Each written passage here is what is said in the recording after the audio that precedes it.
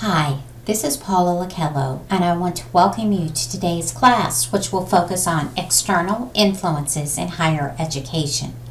This is the first of 3 PowerPoints for today. I also want to remind you that this week there will be a chat opportunity on Moodle on Tuesday, September 6 from 6 to 7 p.m.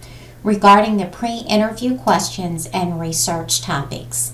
Please plan to log on and ask any questions you may have on these assignments at this time. Latica and Stark's academic plan model identifies external influences on higher education as market forces, government, accrediting agencies, and disciplinary associations. It's important to note that colleges influence society just as society influences colleges. They have an interdependent relationship. The impact of societal influences on higher education has traditionally focused on these 5 main areas in an attempt to establish curricular priorities, as illustrated here in the figure by Wiggins and McTee. We will focus on each of these areas in today's discussion. These include purpose, content, learners, instructional process, and evaluation. Per the diagram, the attempt is being made in each of these to determine what's worth being familiar with, what's important to know and do, and what you need to have as a student for enduring understanding.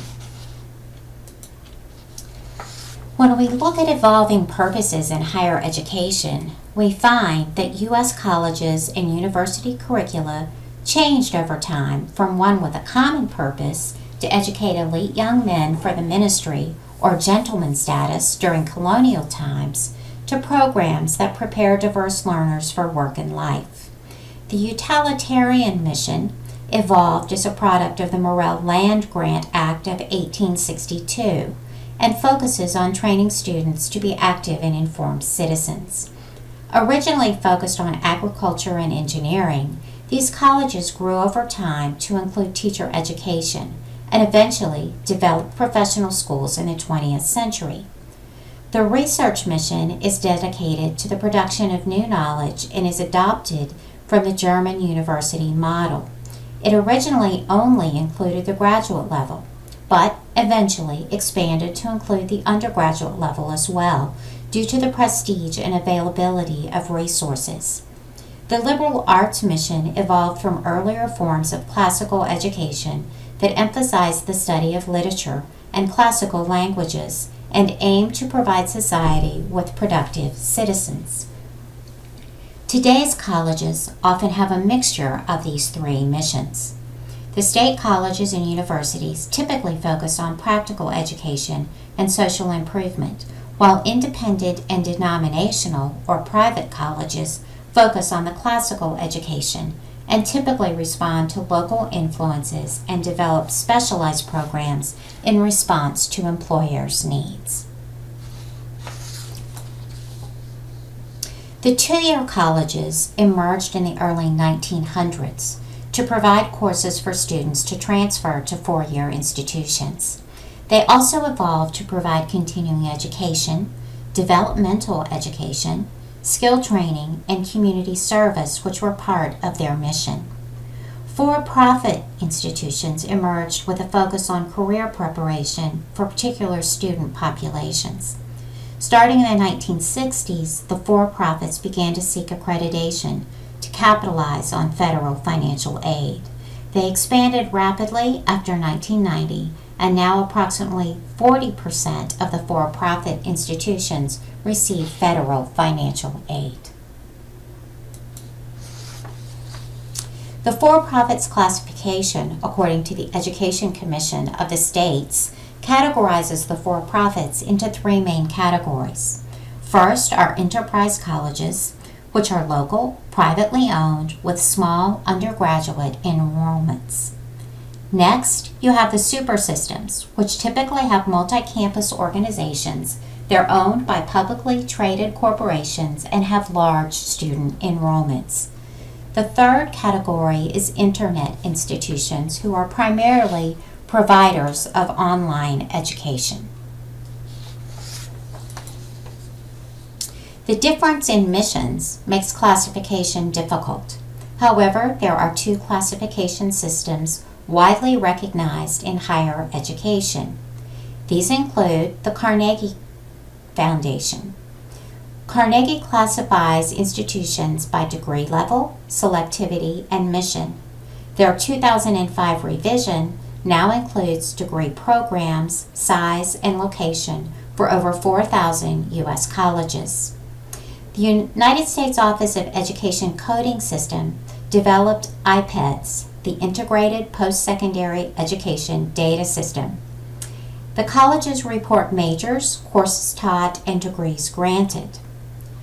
There has also been a rise in short-term certificates, particularly in the for-profit sector. There are two types. One are those added to an existing diploma, such as the Earth Science or Advanced Counseling certificates offered here at the graduate level at Lynchburg College.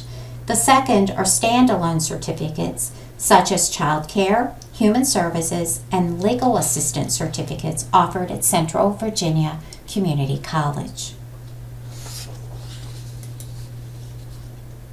This is the first of 3 activities for this PowerPoint session. Please access the Carnegie Classification of Institutions of Higher Education website by clicking on the web link highlighted here. Look up Lynchburg College and jot down your responses to the following questions. First, what is the overall classification for Lynchburg College? Next, identify the total student population. Third, what is listed in the undergraduate profile? And fourth, list the name of 2 similar colleges. When you are finished, please advance to the next slide.